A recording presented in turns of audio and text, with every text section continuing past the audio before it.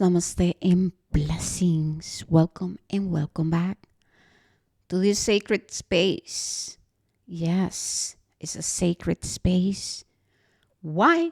Well, because when I show up here, I'm making sure that I show up with an open heart, an open mind, and surrounded by our loving ancestors, blessed by nature, with clear and positive intentions to be at service for the highest good of all and to honor and have reverence for all living beings. And so when I open this sacred space, it is because I want to show up here for all of us. And not from a place of judgment or from a place of entitlement, but from a place of great reverence, love, respect, and compassion. Because moi, just like you, I'm doing the work. I am doing the work. I've been doing the work and I continue to do the work. And so my heart goes to you. And I thank you. And I honor you. You see, I'm not here seeking for followers. I am here seeking to empower you into your leadership. Because we all must become the leaders of our own life. I'm here to empower you into finding answers. I'm not here trying to feed you my way. Okay? I'm here to say, hey, you're not alone. Hey, I can relate to you.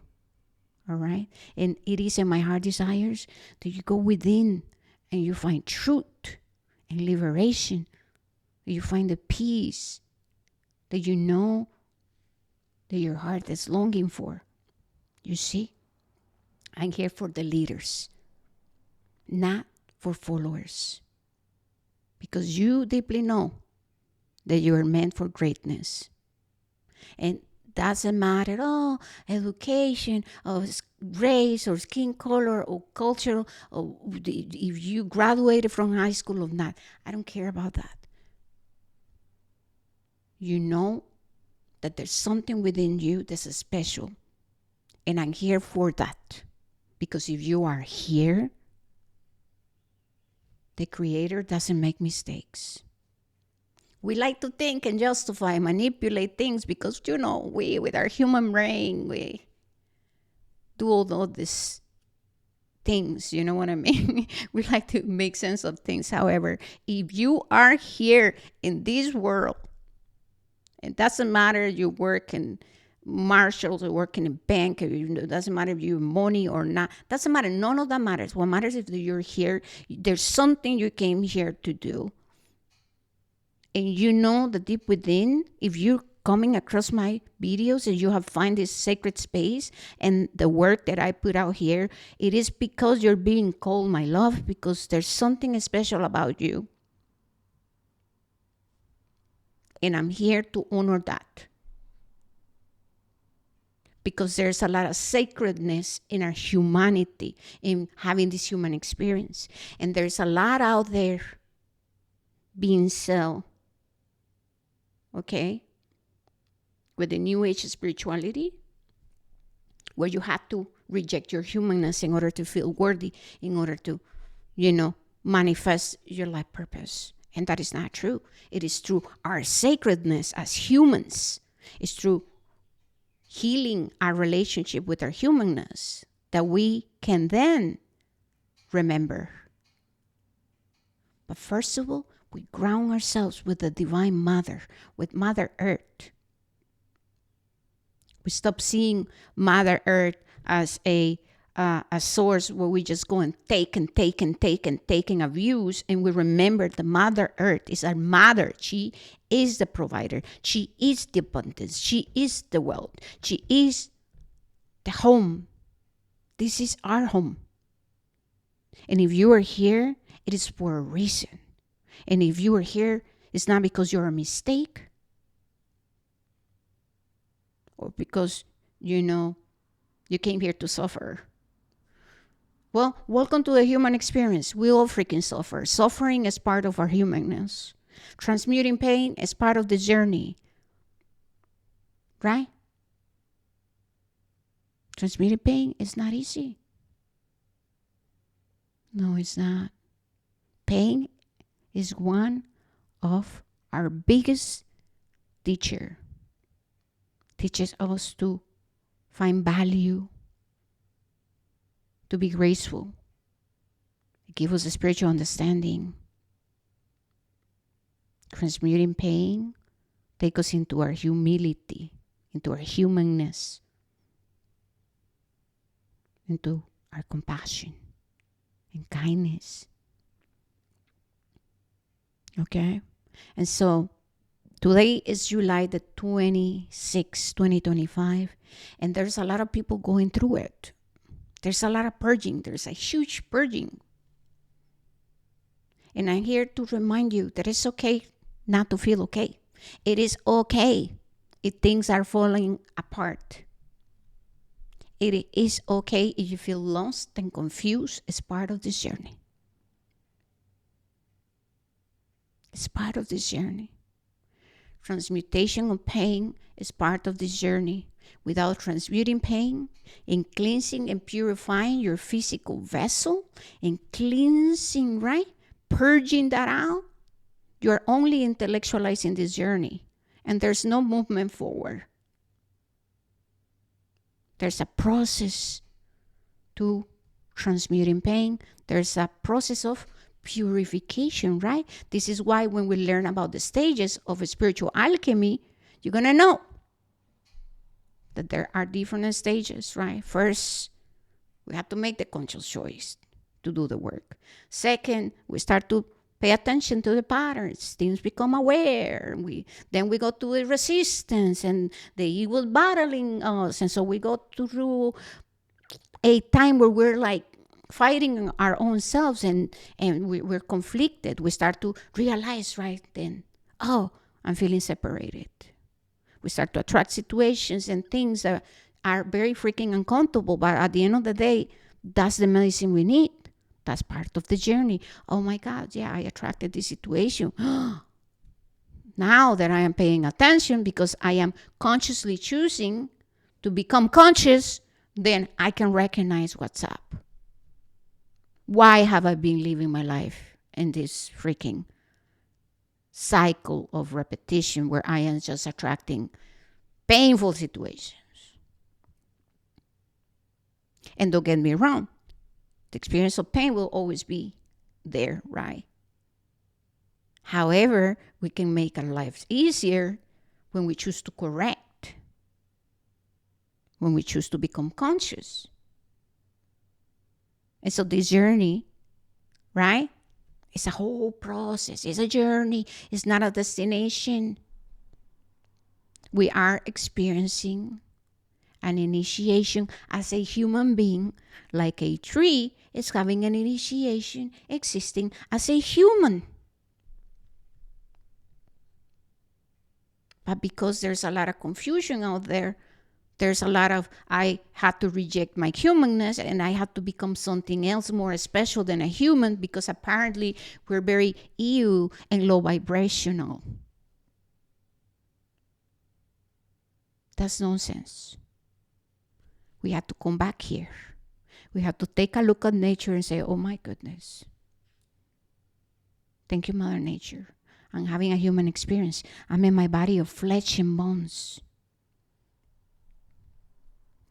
And of course, I am in a spirit having a human experience. As above, so below. What's happening in the above, your soul is going through it, is being manifested in the mirroring, in the below. That's why this journey requires knowing what's up. This is why we need to know that we have a spiritual body, emotional body, mental body, and physical body. When we are all over the place, it's because we're all twisted everywhere. There's disconnections, right? So have grace for yourself. ground yourself in your humanness and acknowledge that you are here having a human experience, and that there is so much sacredness within that, because you come here, you can manifest things, you are being a participant in the co-creation. However, there is a karmic responsibility within the things we create. And so we are now becoming conscious. Once again, welcome to the human experience.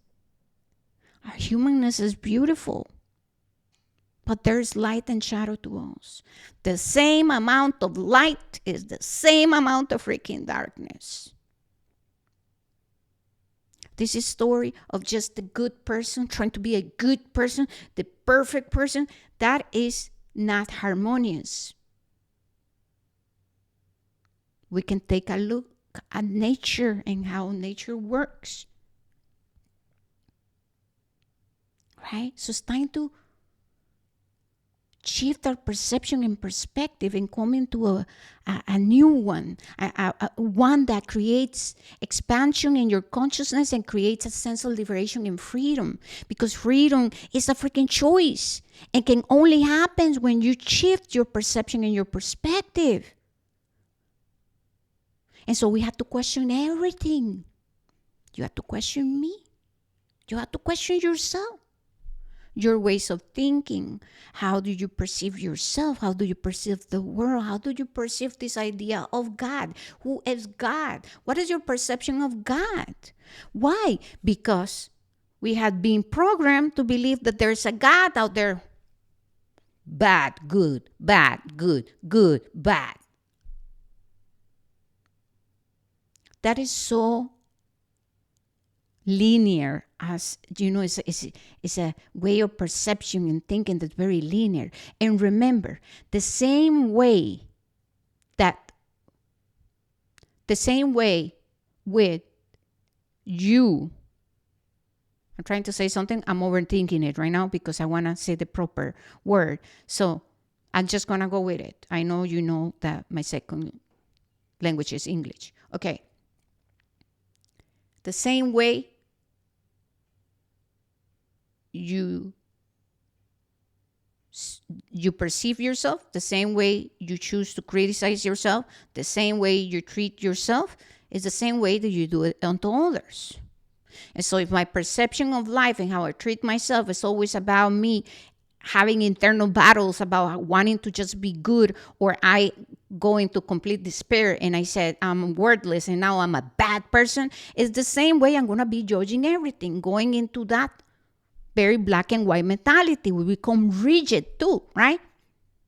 That's what I was trying to say. So we don't see the world as it is, or people is as we are. We have to sit with that.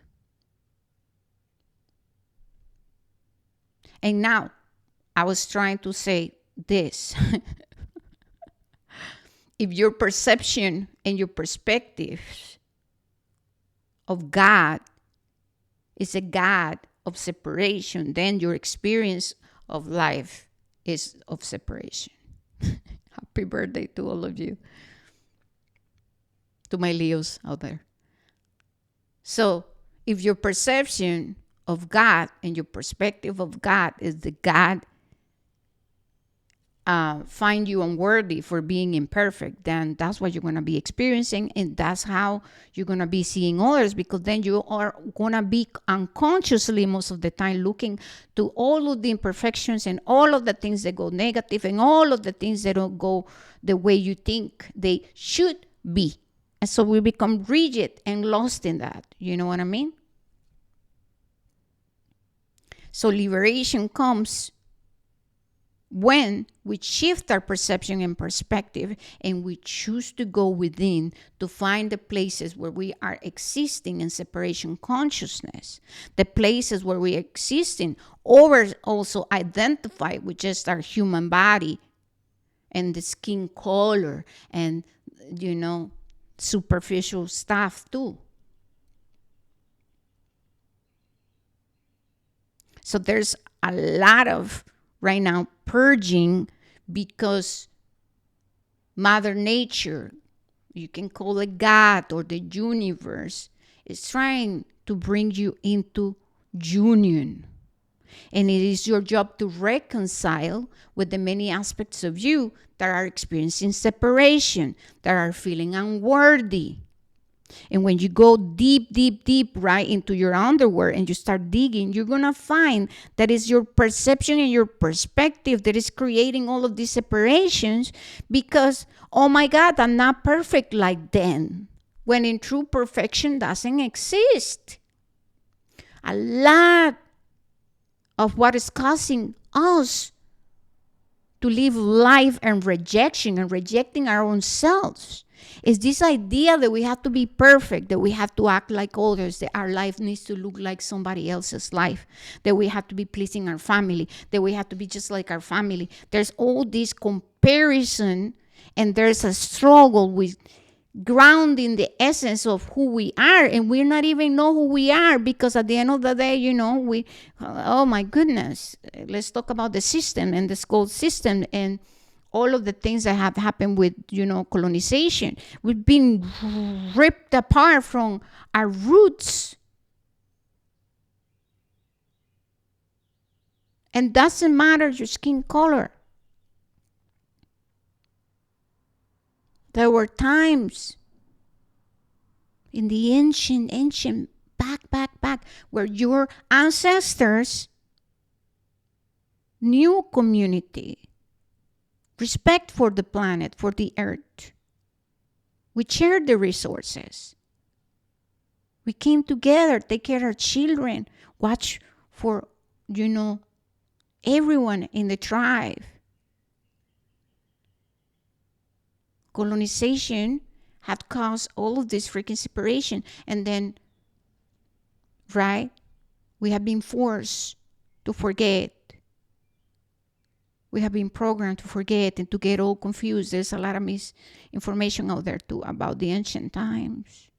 And so a lot of people are suffering right now because you carry your ancestors. You carry the pain within you.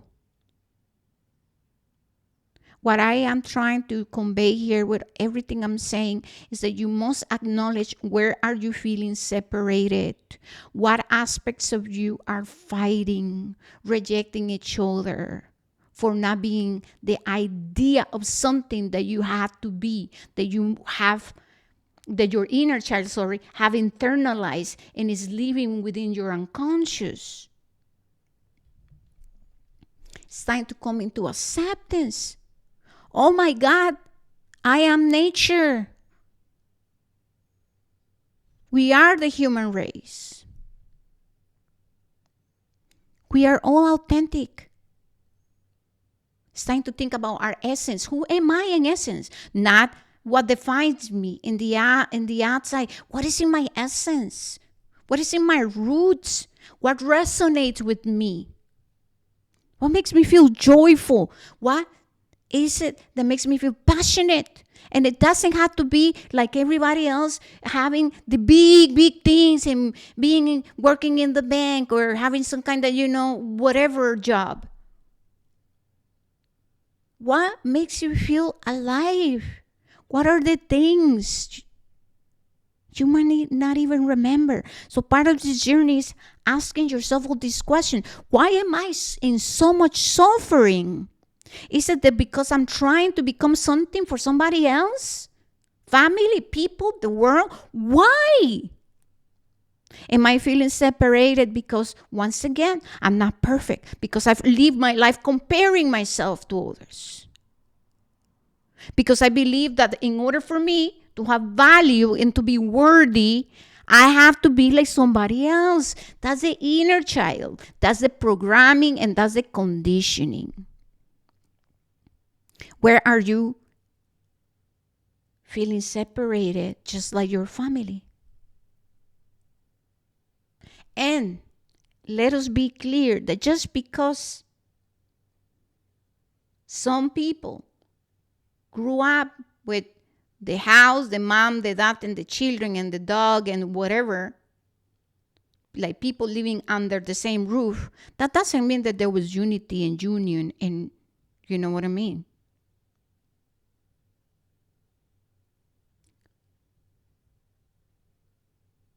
We must take a look at that too.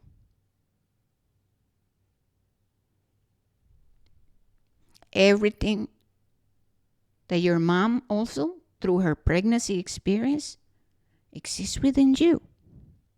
So what I'm saying here is expansion of consciousness and spiritual understanding. I want to give you grace. I'm giving you and offering you grace so that you expand and think about all of this, because all of that is swimming inside you. You're swimming in it, sorry. Or yes, both. Everything is there. And you have to come into a place of merging, unity, conjunction, reconciling, masculine and feminine. The mother side, the father side, reconciling.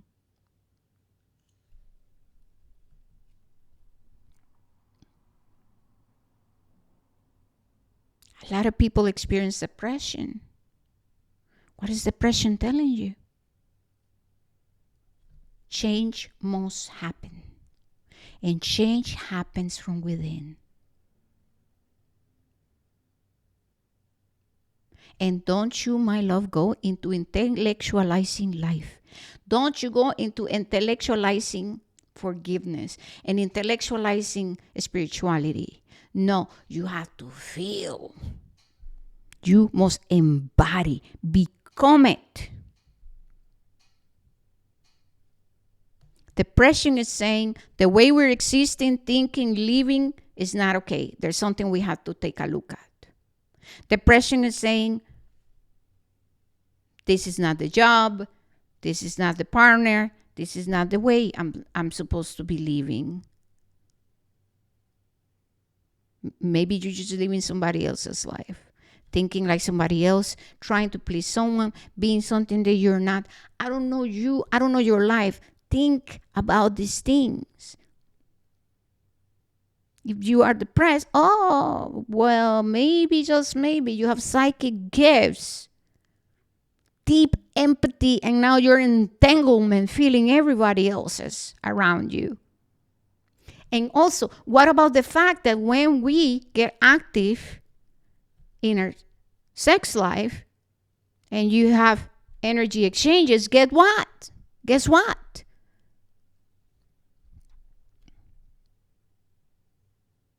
This is where expansion needs to occur and happen. Is it where you're feeling yours, or is it your partner? What kind of partner do you have? Is he fulfilled, happy? Or is that person always angry, complaining? What is the way they think? What kind of energy do they have? And then what happens when you exchange energy? Well, you like, oh, I was feeling happy and great and positive. Now I'm enraged and feeling defensive and angry. So we need to think about these things.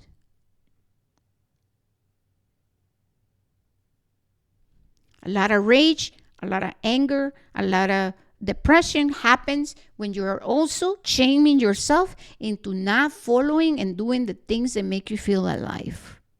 For example, when I shame myself into not speaking, into not doing this that I'm meant to be doing, yes, it's my purpose.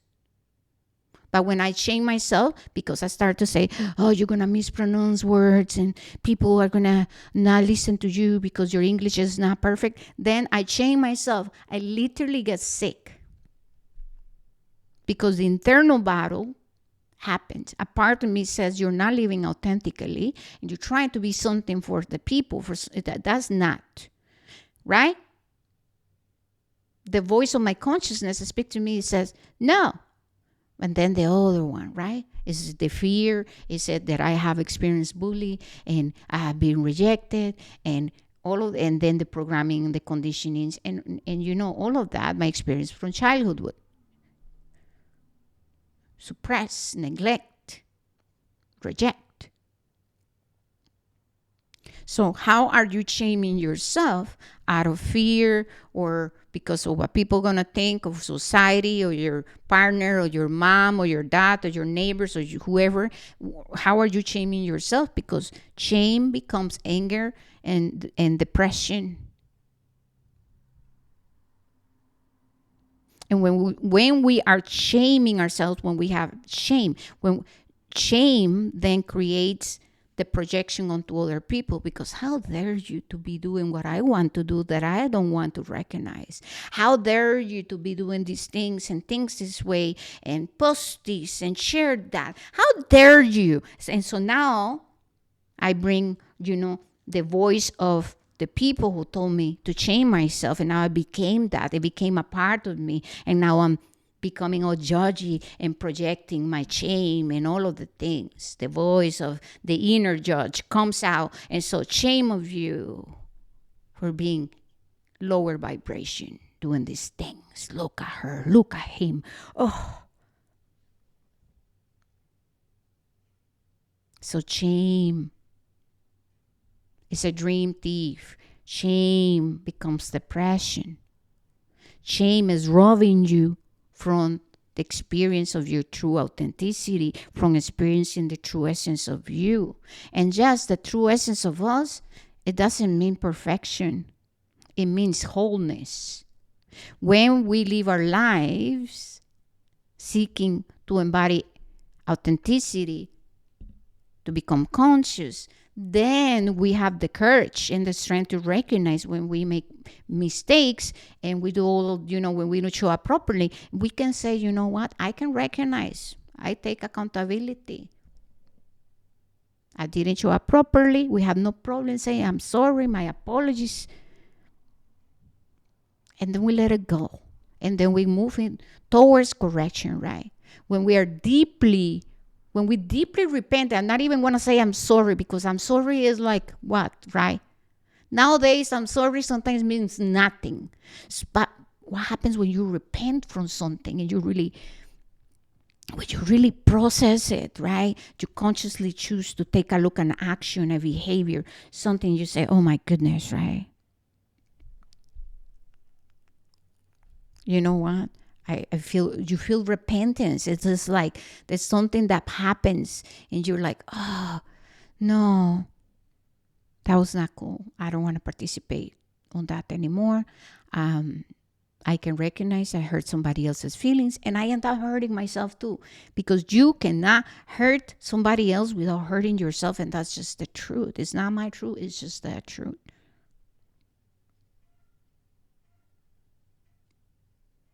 And so if you are going through ups and downs, and if you are in a freaking roller coaster, if things are falling apart, if situations are showing up in your life that are creating distress, it's happening to show you what needs change.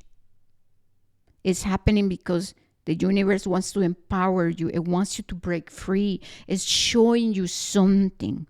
And so once again, perception and perspective. I can receive it as I'm being punished, or I can receive it as, oh my goodness, well, change is knocking at the door, it's upon me, and I have to go with it, because the more that I resist the change, to embody the change, to become the change, the more that the situations that are hard and challenging are going to keep coming, because you cannot run away from it. We cannot run away from it. Those are called tower moments. It's divine intervention.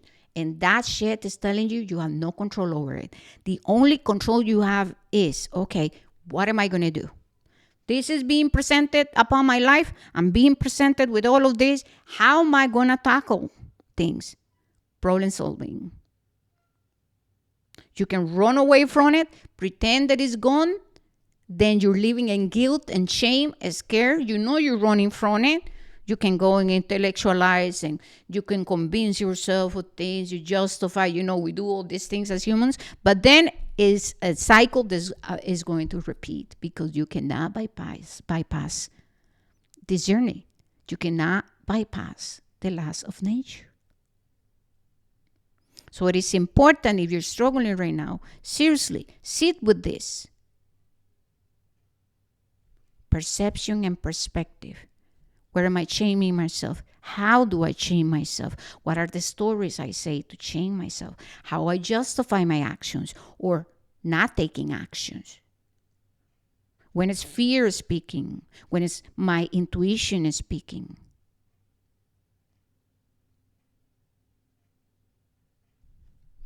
Am I overly critical and judgmental towards myself?